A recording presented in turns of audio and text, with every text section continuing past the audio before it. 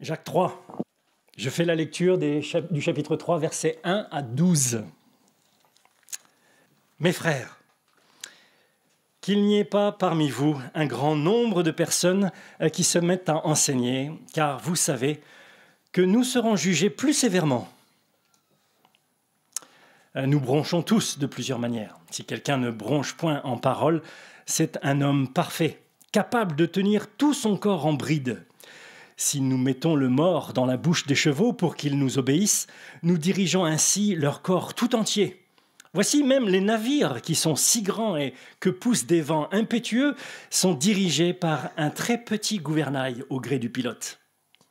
De même, la langue est un petit membre et elle se vante de grandes choses. Voyez comme un petit feu peut embraser une grande forêt. La langue aussi est un feu. C'est le monde de l'iniquité. La langue est placée dans nos membres, souillant tout le corps et enflammant le cours de la vie, étant elle-même enflammée par la géhenne.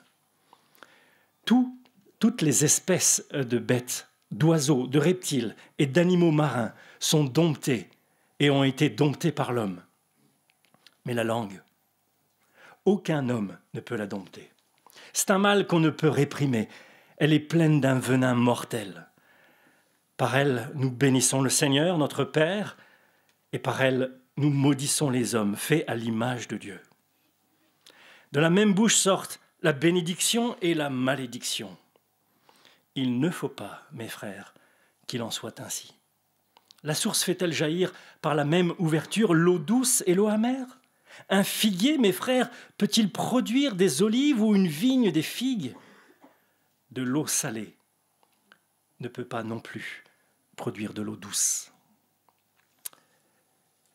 L'usage de la langue. Ce soir, on va essayer de maîtriser notre langue. L'usage de la langue, c'est une préoccupation majeure de Jacques. Et dans toute l'épître, il en parle. Hier soir, on a vu au chapitre 1 et au verset 13, il dit que personne, lorsqu'il est tenté, ne dise. Et là, c'est Dieu qui me tente. Dans le chapitre 2, ce matin, Quentin nous a montré cela, que la foi morte, c'est une bouche qui parle et un corps qui agit autrement. Il ne faut pas, mes frères, qu'il en soit ainsi. Dans le chapitre 3, il en parle pendant tout le chapitre. Chapitre 4, il en reparle au verset 11. Chapitre 5, au verset 12. Et donc le chapitre 3 traite de ce sujet en profondeur, parce que la foi véritable en Christ transforme, ou devrait transformer nos paroles. Chapitre 1, verset 26, il dit « Si quelqu'un croit être religieux sans tenir sa langue en bride, mais en trompant son cœur, la religion de cet homme est vaine. » Waouh ! À la fois, Jacques, il nous montre que nous chutons tous avec notre langue, mais il montre également que le chrétien devrait maîtriser sa langue. Verset 1, « Mes frères, qu'il n'y ait pas parmi vous un grand nombre de personnes qui se mettent à enseigner, car vous savez, j'espère qu'on le sait, que nous serons jugés plus sévèrement. » Je tremble. Jacques ne cherche pas à décourager les frères à prendre des responsabilités dans l'enseignement de la parole de Dieu, mais il veut que ceux qui enseignent ne le fassent pas avec légèreté, mais en étant conscients qu'ils ont une grande responsabilité. Vous savez, aujourd'hui, on donne facilement la parole sur les antennes à la radio. En France, il y a plein d'émissions, des talk-shows, là, on peut facilement appeler, et en un instant, vous devenez le coach de l'équipe de France. Mais non, il faut faire 4-4-2. Et tout le monde est là, à vos pieds, et puis vous écoute. Vous pouvez faire ça sur la guerre en Ukraine, sur la motion de censure, sur l'élection de Miss France. Mais en réalité, la tâche d'enseigner les autres est une grande responsabilité et elle augmente plus le sujet est sérieux. Dieu ne regarde pas comme une chose légère le fait d'enseigner les vérités de sa parole. Il est au contraire très soucieux de ce que l'on va dire de lui, sur l'honneur qui lui est dû, sur sa volonté, sur son amour et sur sa justice. Nos propos sont-ils justes? Nos affirmations sont-ils conformes à son caractère? Dans Job, à la fin du livre, au chapitre 42, verset 7, il est écrit « L'Éternel dit à Éliphaz, un des consolateurs fâcheux, « Ma colère est enflammée contre toi et contre tes deux amis, parce que vous n'avez pas parlé de moi avec droiture, comme l'a fait mon serviteur Job. » Oui, ceux qui enseignent seront jugés plus sévèrement. Il n'est pas question ici d'être condamnés. Il n'y a plus de condamnation pour ceux qui sont en Jésus-Christ. Mais nous serons évalués sur la manière dont nous avons parlé, sur la manière dont nous avons bâti sur le fondement qui est Jésus-Christ. Nous serons jugés plus sévèrement parce qu'il y a une obligation d'appliquer à notre vie ce que l'on enseigne. C'était tellement fort ce matin dans les propos de Quentin. Je crois que si j'enseigne la repentance, je devrais être capable de repentance. Si j'enseigne le pardon, je devrais pardonner ou demander pardon. Si j'enseigne la foi en Dieu, je devrais manifester ma confiance en lui dans ma vie quotidienne. Jésus, s'adressant à la foule et à ses disciples, leur dit en Matthieu, « Les scribes et les pharisiens sont assis dans la chaire de Moïse, c'est-à-dire, ils enseignent la loi de Moïse. Faites donc et observez tout ce qu'ils vous disent, mais n'agissez pas comme eux, car ils disent et ne font pas. » Waouh! Ce soir, je voudrais qu'on regarde le pouvoir de la langue dans les versets 2 à 4. On verra aussi les ravages de la langue dans les versets suivants, 5 et 6. On verra que la langue est indomptable dans les versets suivants, 7 et 8. Et puis enfin, une source d'espérance, purifier la source. Nos paroles, le pouvoir de la langue, regardez ça, versets 2 à 4. Nos paroles révèlent qui nous sommes. Nos paroles révèlent nos cœurs. J'ai noté ça dans les Proverbes 15. Je vous lis juste quelques extraits. Chapitre 15 des Proverbes, le verset 7. Il est dit « Les lèvres des sages répandent la science, mais le cœur des insensés n'est pas droit. » Verset 14. « Un cœur intelligent cherche la science, mais la bouche des insensés se plaît à la folie. » Verset 28. « Le cœur du juste médite pour répondre, mais la bouche des méchants répand des méchancetés. » Vous voyez la chose, comment l'auteur des Proverbes ici, il utilise le cœur et la bouche d'une manière, l'un ou l'autre, d'une manière intervertie. C'est incroyable. Ce qui sort de notre bouche est le reflet direct de notre cœur. Si notre cœur est aimant, nos paroles le seront aussi. Si nos cœurs sont méchants, nos paroles le seront aussi. Jésus l'a dit, c'est de l'abondance du cœur que la bouche parle. Nos paroles trahissent qui nous sommes. Celui qui ne pêche pas en parole, c'est un homme parfait, c'est un homme mûr, un homme qui ressemble à Jésus-Christ. Si vous voulez convaincre un homme de péché, notez simplement ce qui sort de sa bouche. Nos paroles ont un effet sur ceux qui les écoutent, c'est évident. On est tantôt encouragé, réjoui, motivé, tantôt abattu, attristé, blessé par ce que nous avons entendu. Mais nos paroles ont aussi un effet sur nous-mêmes, nous qui les prononçons. C'est ce que Jacques cherche à montrer au travers de deux images. Il parle du mors et puis du gouvernail. Avec le mors d'un cheval, on contrôle tout le cheval. Ce n'est pas seulement sa tête, mais c'est tout son corps qui est contrôlé. Sa puissance est maîtrisée simplement par sa bouche.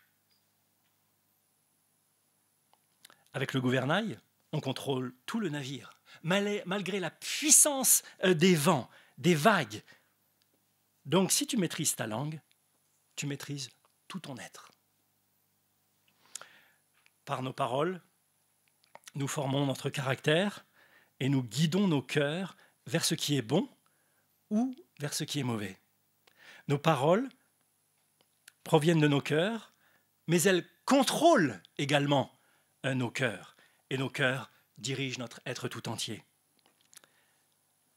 Quelles étaient les premières paroles que vous avez prononcées en arrivant dans ces lieux ce matin? Oh, ça caille! Oh là là, quelle nuit terrible! J'ai mal dormi, l'autre il ronflait. Ou est-ce que vous avez dit « Bonjour, je suis tellement heureux d'être ici et de vous voir, tous !» Vous voyez bien que simplement par ces paroles, vous avez dirigé votre être tout entier. Et ceux qui vous ont entendu, les paroles ont un pouvoir non seulement sur les auditeurs, mais aussi sur celui qui les prononce. L'autre jour, je rentrais chez moi. Après une bonne journée de travail, j'étais heureux de retrouver ma femme, mais une mauvaise pensée m'a traversé l'esprit et j'ai senti comme de l'amertume remplir mon cœur. Si on m'avait bousculé à ce moment-là, de mon cœur serait sortie une parole amère. Par la grâce de Dieu, j'ai pu garder ma bouche fermée et rejeter cette pensée et ordonner à mon cœur de se réjouir. Le pasteur Paul Tripp, il dit ça dans un de ses messages, il dit « Vous êtes la personne à qui vous parlez le plus. » En fait, nous sommes presque tout le temps en train de nous parler. Vos paroles vont avoir un effet sur votre cœur. Les paroles inaudibles, intérieures, ont déjà un effet. Alors imaginez les paroles prononcées à voix haute. Dans le psaume 103, David il parle à son âme, il dit « Mon âme, bénis l'Éternel et n'oublie aucun de ses bienfaits. C'est lui qui pardonne tes iniquités. » Vous voyez comment David il parle à son âme, il parle à son cœur. Nos paroles nous dirigent. Et ça, c'est le pouvoir de la langue. Regardons les ravages de la langue. Dans les Proverbes 18, les Proverbes, si vous voulez faire cet exercice entre la lecture de Jacques et les Proverbes, c'est vraiment il y a beaucoup de parallèles à faire. Proverbe 18, 21, il dit « La mort et la vie sont au pouvoir de la langue. » La langue peut vraiment être destructrice. Nous avons tous été blessés par des paroles malheureuses. Des années après les avoir entendues, elles résonnent encore dans nos cœurs et dirigent peut-être encore nos vies. Vous avez une mauvaise image de vous-même parce que vous avez entendu enfant que vous étiez stupide et moche. Et vous l'avez cru. Les paroles pénètrent nos cœurs. Tel qui parle légèrement blesse comme un glaive, Proverbe 12, 18. Mais nous avons également blessé des proches par notre langue. Une langue indomptée se manifeste par des commérages, des paroles humiliantes, des manipulations, par des exagérations, par la vantardise, la plainte ou la flatterie. La langue tue. Jacques, ici au verset 6, comme dans les Proverbes, parle de la langue comme d'un feu. Les incendies qui ravagent des forêts ont débuté par une toute petite flamme. Les querelles, les divisions dans les familles, dans les églises, commencent souvent par une simple parole déplacée. Une demi-vérité, une médisance, une calomnie, une exagération. Et elle se répand comme une traînée de poudre pour tout ravager sur son passage. Pensez à l'éloquence d'Adolf Hitler. Et comment, par ses paroles, il a enflammé presque toute l'Allemagne dans une voie infernale. On comprend pourquoi Jacques y dit qu'elle est enflammée par la géhenne. La géhenne, c'est une expression propre à son grand frère, Jésus, pour décrire l'enfer, le lieu préparé pour Satan et ses anges. La langue a un côté diabolique, un côté destructeur. Et il n'est pas nécessaire d'être Hitler pour provoquer un désastre avec sa langue. On en est tous capables à notre propre niveau. Jacques dit, c'est le monde de l'iniquité. Elle souille tout le corps, elle enflamme le cours de la vie, elle est pleine d'un venin mortel. C'est la catastrophe. La langue est indomptable. On voit ça dans les versets 7 et 8. À ce point-là, on aurait pu se dire, maintenant, certainement Jacques va nous dire, voici comment vous devez utiliser votre langue. Et puis suivrait une liste de choses à faire et à ne pas faire, des exercices pour progresser. Mais au verset 8, il nous ôte toute illusion. Il dit, la langue, aucun homme ne peut la dompter. On est capable de dompter tout et n'importe quoi. J'allais dire dompter, j'ai apprivoisé un lapin pour qu'il vienne manger dans mes mains ou pour jouer avec moi. J'ai réussi à faire ça. Je ne suis pas spécialement doué avec les animaux. Mais les lions, les panthères ont été domptés. Les otaries, les orques ont été domptés. Les faucons, les vautours, on peut les apprivoiser. Mais la langue, personne ne peut la dompter. Faites-vous vous-même le test. Essayez de maîtriser votre langue.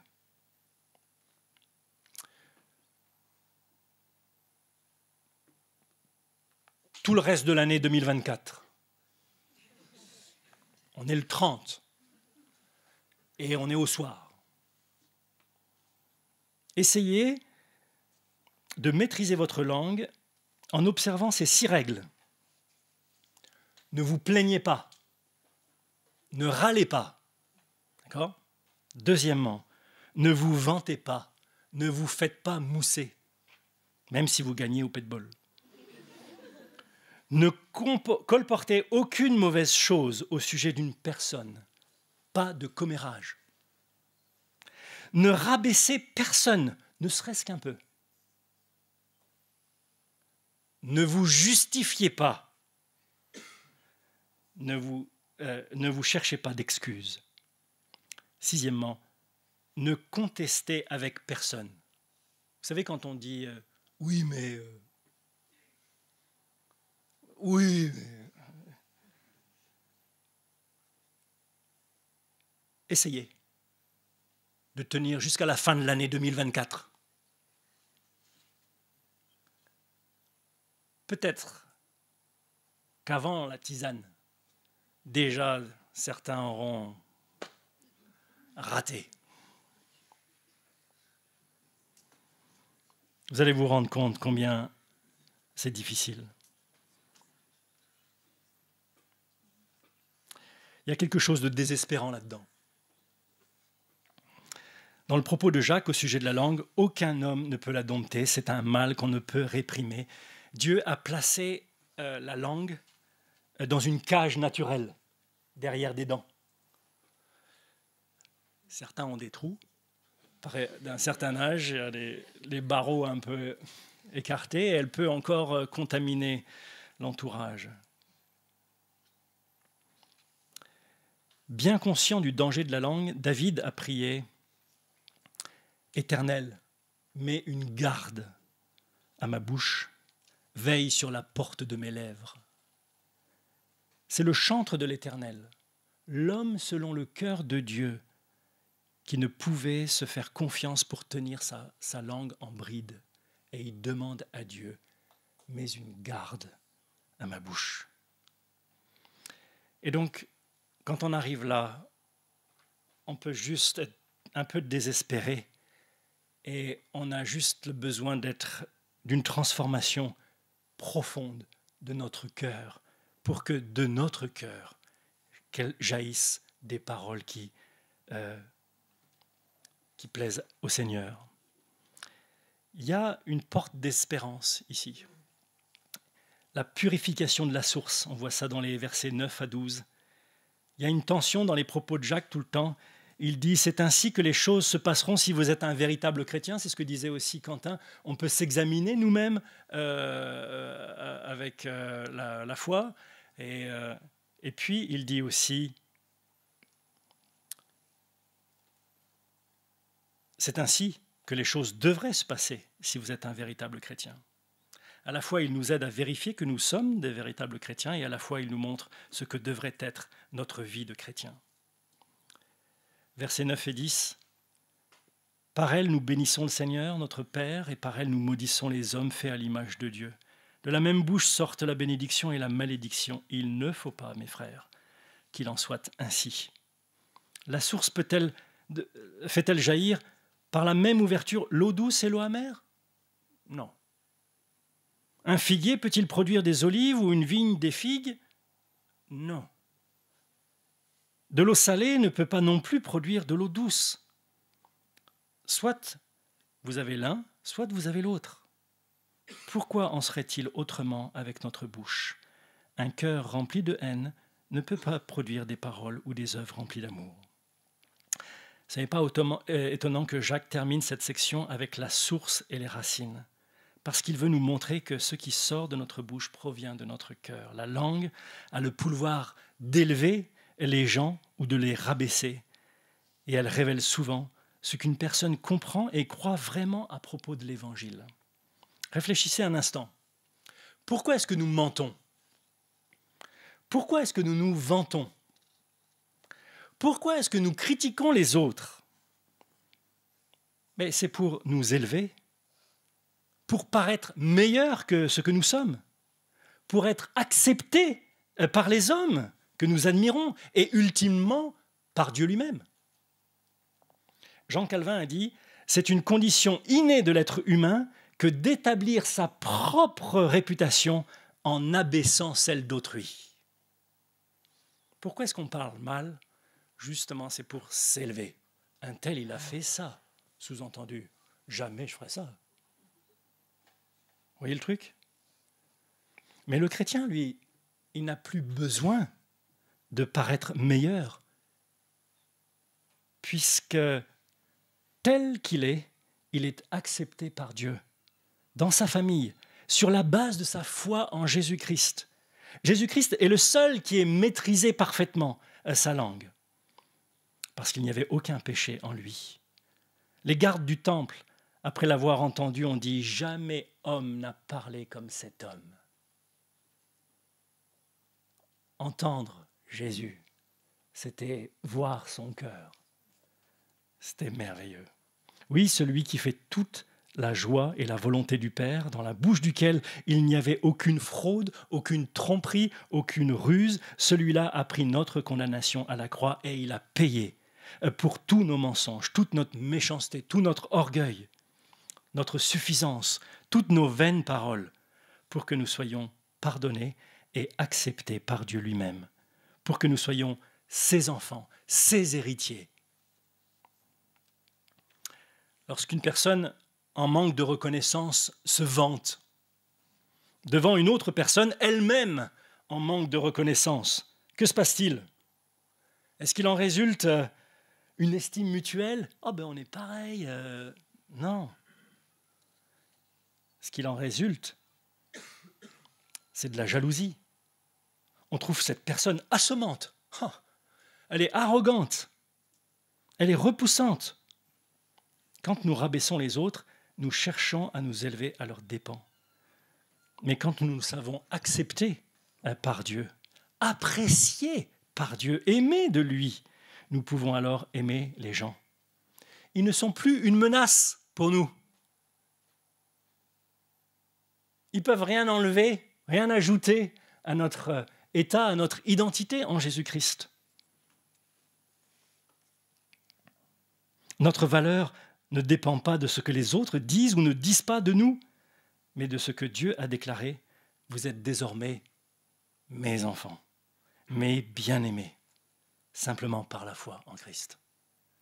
Accepter la vérité que Jésus s'est sacrifié pour nous supprime le besoin inné que nous avons de nous défendre et nous encourage à écouter et à dire la vérité avec gentillesse. Alors, on passe de la vantardise à l'encouragement,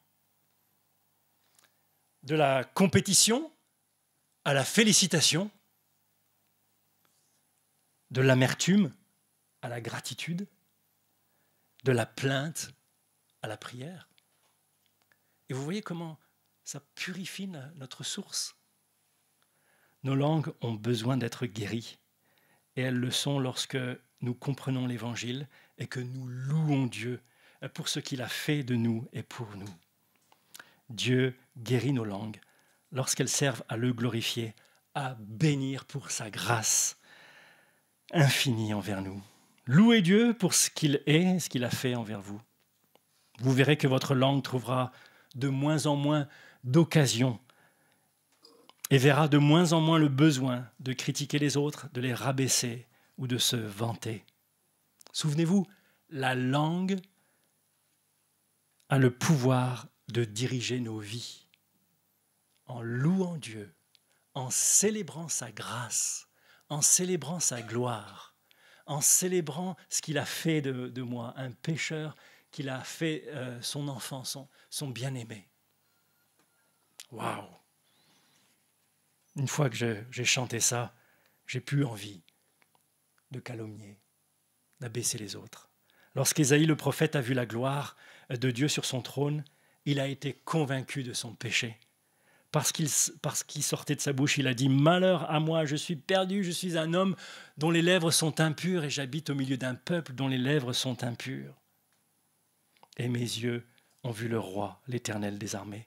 Mais un séraphin est venu, vola vers lui, tenant une pierre ardente prise sur l'autel, et il en a touché la bouche d'Ésaïe et lui dit « Ceci a touché tes lèvres, ton iniquité est enlevée et ton péché est expié. » Et Jean nous dit que celui qu'il a vu sur le trône, c'était Christ. Cette pierre brûlante qui a été prise là, c'est celle qui nous purifie nos cœurs, qui change la source de nos cœurs. L'Évangile guérit nos maux, il purifie nos cœurs et nos lèvres. Pour conclure d'une manière pratique, prenez soin de louer Dieu. Dans vos prières, dès le matin, comptez ses bienfaits. Efforcez-vous, en particulier lorsque les circonstances sont difficiles. Dieu est toujours pour vous. Louez-le. Rappelez-vous, vos paroles dirigent, contrôlent tout votre être. Prenez soin de vous souvenir particulièrement de la grâce envers vous. Ça va changer les premières paroles qui vont sortir de votre bouche. Reconnaissez lorsque vous avez mal parlé et demandez pardon à Dieu et aux personnes offensées. C'est vraiment un exercice difficile, ça. Vous savez, on dit tellement de choses. On se dit, bon, ça y est, c'est parti, tant pis. Si vous retournez voir la personne, vous lui dites, tu sais, je t'ai mal parlé tout à l'heure. Ce que je t'ai dit, ce n'était pas tout à fait exact en fait.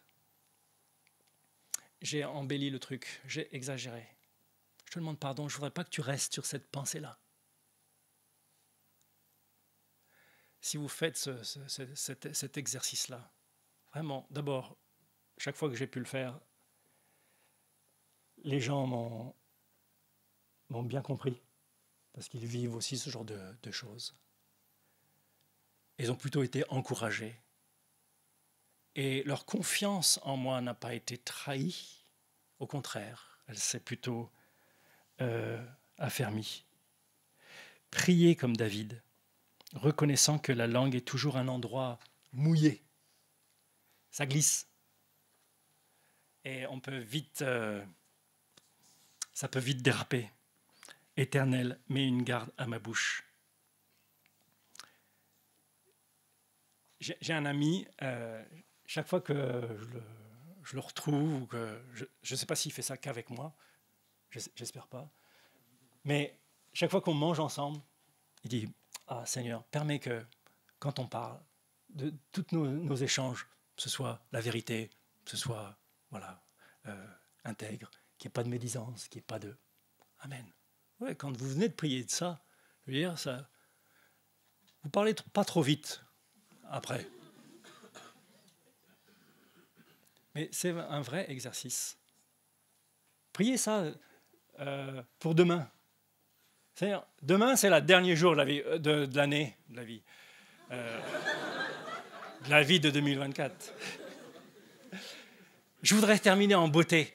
Permets que rien de mauvais, aucune critique, médisance, plainte ne sorte de ma bouche. Aide-moi dans toute cette journée, dans tous les échanges que je vais avoir avec mes frères et sœurs, d'être honnête, d'être intègre, d'être encourageant, d'être une bénédiction, de ne blesser personne. Priez cela. Et puis enfin, considérez votre identité en Christ, combien vous êtes aimé par Dieu, accepté dans sa famille par grâce, pardonné parfaitement de tous vos péchés, apprécié tel que vous êtes, béni. Tout cela à cause de Christ et pour toujours. Vous n'avez pas besoin de craindre, de vous vanter, de rabaisser les autres. Au contraire, vous pouvez utiliser votre langue comme un sage pour encourager, édifier les autres dans la vérité. Incontestablement, nos langues peuvent être une grande bénédiction pour soutenir celui qui est abattu, pour relever le pécheur. Nous avons tous été encouragés, portés, consolés, stimulés, bénis par des paroles. Que Dieu nous permette d'avoir de telles paroles pour nos frères et sœurs. Amen.